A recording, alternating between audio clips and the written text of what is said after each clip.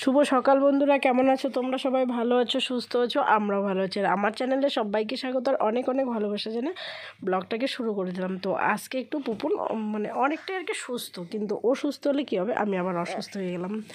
কি দেখো কি পড়লো কি জানি, একজনকে ছাড়ছে একজনকে ধরছে, এই তো চলছে। আর এই যে দেখো সকাল সকাল শিং মাছ কিনে নিলাম। তোকে যেহেতু এদিক দিয়ে যাচ্ছে, আজকে শনিবার, আমরা শনিবারে খাই না, কিন্তু কি করবো বলো, এই দিক দিয়ে যেহেতু যাচ্ছে, পরে হয়তো বা পাওয়া যাবে না, না তো বাজার থেকে আনতে হবে, ওই জন্য নিয়ে নিলাম। আজকে খাবে না, কালকে থেকে খাবে।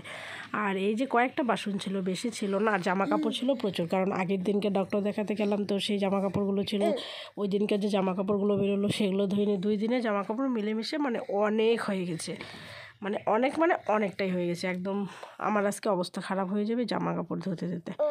তো ওই যে বাসনও দেখতেই পেলে মোটামুটি আমার ধোয়া হয়ে গেল। তারপরে জামা কাপড়গুলোকেও ধুয়ে নেব। আর পুপনের জন্য কিছু করিনি, কেন বলো তো, যেহেতু খাচ্ছে না, শনিবার নিরামিষ, আর কি রান্নাই করব।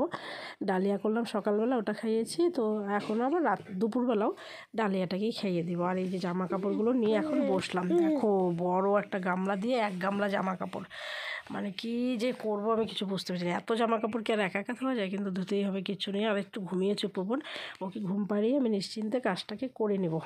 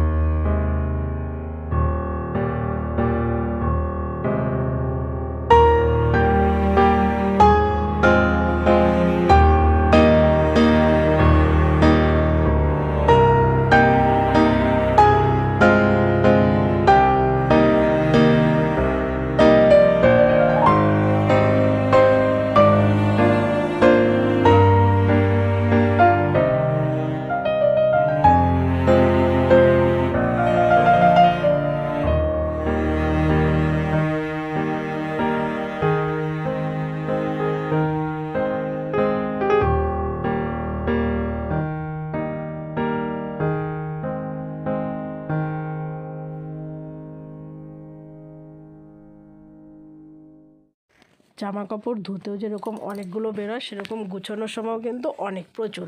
আর এই যে দেখো জামা কাপড় গুছানোর সময় পুরো উঠে গেল। তো জামা কাপড়গুলোকে গুছোচ্ছে, কিছু ন্যাকড়া হয়েছে কারণ ওগুলো তো খাচ্ছে না বলে না, প্রচুর ন্যাকড়া লাগছে, যেহেতু খাচ্ছে না তো বারবারই মুছতে হয়, ফেলে দিচ্ছে।